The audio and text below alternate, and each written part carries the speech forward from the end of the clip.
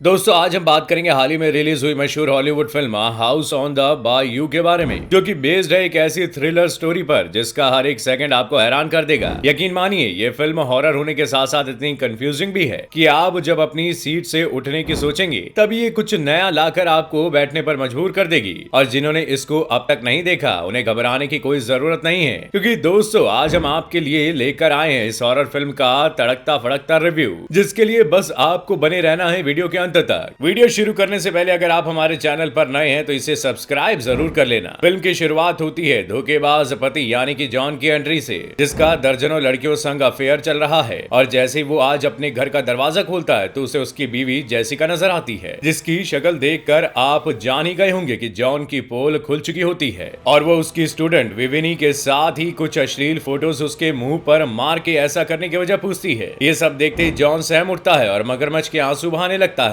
हालांकि soft hearted Jessica अपना परिवार बचाने के लिए उसे माफ कर देती है। वो जॉन को विविनी से दूरियां बनाने को कहती है, परिवार को टाइम देने के लिए एक फैमिली वेकेशन प्लान करती है, जो कि होता है एक ऐसी सुनसान जगह पर बना ये घर जहां 20 किलोमीटर तक ना कोई बंदा होता है ना ही बंदे की जात। वेल जेसिका एक रियल स्टेट एजेंट होती है और वो ये घर भी उसी के एक क्लाइंट का होता है, जिसके बारे में खुद जेसिका भी नहीं जानती थी। हालांकि जेसिका अभी जॉन से नाराज थी और वो उसे ग्रोसरी के अन्य सामान के साथ उसका पसंदीदा व्हील कटर्स लाने को कहती है, जो कि जॉन को बिल्कुल भी पसंद नहीं। मगर वो फिर भी बिना कुछ बोले अपनी बेटी एना के साथ नजदीकी ग्रोसरी स्टोर पर जाता है। अगर आपको नहीं पता व्हील क्या होता है तो दोस्तों हम आपको बता दें कि ये गाय के बछड़े का मांस होता है। वेल इसके बाद जॉन को ये व्हील मील भी मिल जाता है, मगर उसे नापसंद होने के चलते देखकर भी नजरअंदाज कर देता है। यहीं पर एना की मुलाकात आइजैक से होती है, जो बेहद करीबी हो जाती है। उधर शॉपिंग होने के बाद बिल में जॉन को कुछ ऐसा लिखा हुआ मिलता है जिससे वो थोड़ा कंफ्यूज होता है। घर पहुंचते ही एना और जॉन जेसिका को घर के एक रूम का दरवाजा खोलते पाते हैं, जिसकी कीज उसके पास नहीं थी। इस पूरे घर का ये अकेला ऐसा कमरा था जो खुला नहीं था। जॉन भी दरवाजा खोलने की कोशिश में नाकाम रहता है। तभी जेसिका उससे व्हील के बारे में पूछती है तो वो साफ इनकार करते हुए कहता है कि शॉप पर व्हील ना होने के बदले बर्गर मीट लाया है। इस दौरान घर की बेल बजती है और दरवाजे के दूसरी तरफ आइजैक होता है, जिन्हें अपने घर पर डिनर के लिए इनवाइट करने आया था। साथ ही आइजैक भी उसे ये बताता है कि वो पास ही के एक दुकान में काम करता है जहां पर कई अच्छे व्हील कटलेट्स मिलते हैं।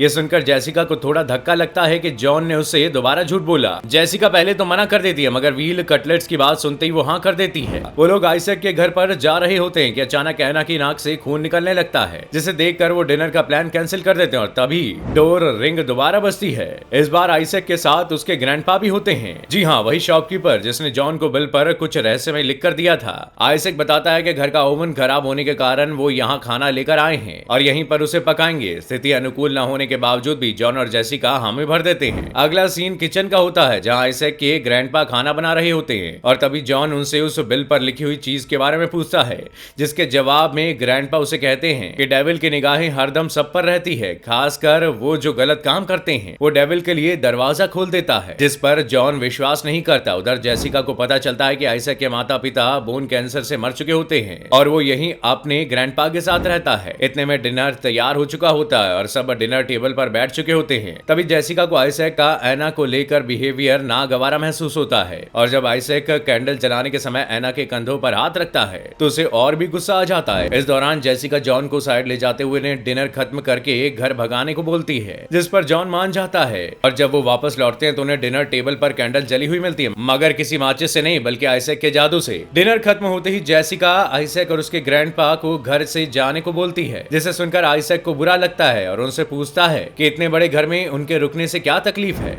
साथ ही वो उस बंद कमरे का भी जिक्र करता है, जिसे सुनकर सब शॉक्ड रह जाते हैं। उनके बीच बातें हो रही थी कि तभी एना के नाक से फिर से खून आने लगता है। अपनी बेटी को लेकर पहले से परेशान जेसिका दोबारा उन्हें घर से जाने को कहती है, मगर आइजैक के दिमाग में कुछ और ही चल रहा था और अचानक वो उन्हें उस बंद कमरे की चाबी दिखाने लगता है, जिसके अंदर उनकी पालतू बिल्ली फंस चुकी हो। सभी उसके रोने की आवाज सुनते हैं। वो आइजैक से उस कमरे की चाबी भी मांगते हैं, मगर वो देने से इनकार कर देता है। ऐसे में डरा सहमा जॉन पुलिस को कॉल लगाता है, लेकिन बदकिस्मती से वो लगती नहीं। हालांकि तभी आइजैक के कहीं जाने से उसके ग्रैंडपा जॉन और जेसिका को उसकी सच्चाई बताते हैं। दरअसल वो उनके साथ कई सालों से है, मगर उसकी कभी उम्र नहीं बढ़ी। उनको लगता है कि वो किसी दूसरी दुनिया से है।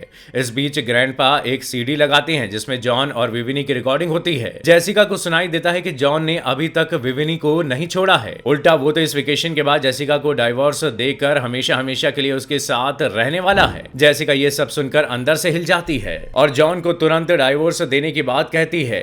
और फिर आइजैक वहां पहुंचता है जिसके हाथों में उनकी पालतू बिल्ली होती है। अब आइजैक गन निकालकर जॉन से बाहर आने को कहता है, जहां पर एक भारी ट्विस्ट आता है और पता चलता है कि जॉन और आइजैक एक दूसरे को पहले से जानते थे और जॉन ने ही आइजैक को यहाँ जेसिका को मारने के लिए हायर किया था। उनका प्लान था कि पहले वो घर को लूटने की एक्टिंग करेंगे और फिर जेसिका को मार कर 9-2-11 हो जाएंगे। हालांकि ऐसा कुछ होता नहीं है, जिसको लेकर दोनों में तगड़ी बहस होती है। फिर तभी आइजैक जॉन को गन पॉइंट पे रखकर उस बंद दरवाजे के अंदर जाने को कहता है और फिर उसे वहीं बंद कर देता है। ऐसा देख जॉन काफी बिगड़ जाता है और आइजैक को अनाप शनाप बकने लगता है। उधर आइजैक जैसे ही जेसिका को जॉन के प्लान के बारे में बता ही रहा था कि अचानक घर की डोरबेल बजती है और इस बार सामने विविनी होती है। जेसिका दरवाजा खोलती है तो उसे पता चलता है कि उसे यहाँ पर जॉन ने मैसेज करके बुलाया था। इस दौरान जेसिका विविनी से घर में हो रही चीजों के बारे में बताती है और मदद मांगने को बोलती है। विविनी पुलिस बुलाने के लिए कार स्टार्ट कर रही होती है कि वही उस गाड़ी में खुद ब खुद लॉक हो जाती है और जोर जोर से चिल्लाने लगती है। ऐसे में ग्रैंडपा बंदूक की नोक पर ऐना को विविनी सहित उसकी कार पेट्रोल से जलाने को बोलते हैं, जो कि वो करने ही वाली थी कि तभी जेसिका ऐना के साथ पेट्रोल का कैन लेकर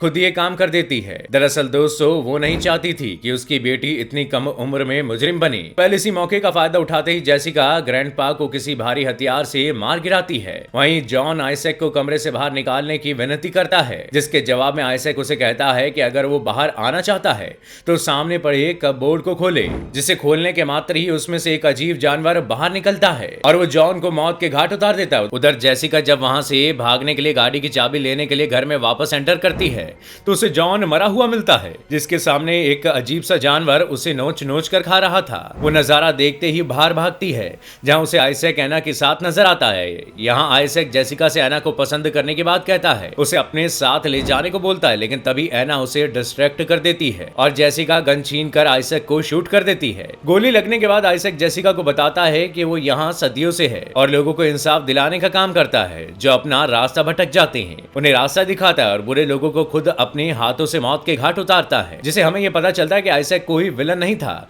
बल्कि एक एंजल या फिर डीमन हुआ करता था, जो कि इस मूवी में खुद एक डेविल था और लोगों को उनके कर्मों की सजा दे रहा था। अब सुबह होते ही जेसिका ये बताने के लिए ऐना के साथ पुलिस स्टेशन जाती है, मगर ऑफिसर उन्हें जो बताती है उसे सुनकर आप भी दंग रह जाएंगे। जेसिका की बातों को बेबुनियाद बताते हुए ऑफिसर उनसे कहती है कि जिस जगह की वो बात कर रही है वो असल में वहां कोई घर है ही नहीं, यहाँ तक कि वहां कोई जली कार भी नहीं मिली है। यहाँ तक कि जेसिका को वहां पर अपना कैमरा भी नहीं मिलता, जिसे उसने चुपके से घर पर रिकॉर्डिंग पर लगा रखा था। हाँ, लेकिन उसे वहां अपनी अंगूठी जरूर मिलती है, जिससे उसे भरोसा हो जाता है कि आइजैक सच में किसी दूसरी दुनिया का शख्स था, जिसने उसका क्लाइंट बनकर पहले उस घर के बारे में बताया, फिर जॉन को अपनी बातों में लाकर उसको उसके कर्मों की सजा दी और साथ ही विविनी को भी। लेकिन दोस्तों ये कहानी यहीं खत्म नहीं होती। दरअसल जब वहां से जाने वो लगती है तो उसे अपनी वही कैमरा पुलिस के हाथों में मिलता है, जिसे ओपन करते ही आइजैक दिखाई देता है, जो उसे कहता है कि वो उसके पीछे है। और तो और जब वो पीछे मुड़ती है तो सच में उसे आइजैक और ग्रैंडपा दिखाई देते हैं, जिन्हें उसने खुद अपने हाथों से मारा था। ये सब देख उसे अपनी आंखों पर यकीन नहीं होता और फिर वो ऑफिसर उसे बताती है कि आइजैक और ग्रैंडपा यहाँ सदियों से हैं और वो इस टाउन को सेफ रखते हैं। उसने बताया कि आइजैक सिर्फ बुरे लोगों को ही मारता है, तुम बहुत खुशकिस्मत हो जो वहां से बचकर निकल पाई।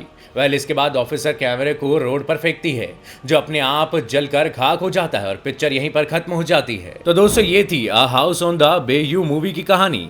उम्मीद है आपको ये पसंद आई होगी। अगर हाँ तो इसे लाइक करके अपने दोस्तों और रिश्तेदारों के साथ शेयर जरूर कीजिएगा। साथ ही अगर आप चैनल पर नए हैं तो नीचे जाकर बेल आइकन को जरूर प्रेस कीजिएगा और ऐसी कमाल की मूवी की जानकारी आपको हमसे मिलती रहेगी। शुक्रिया।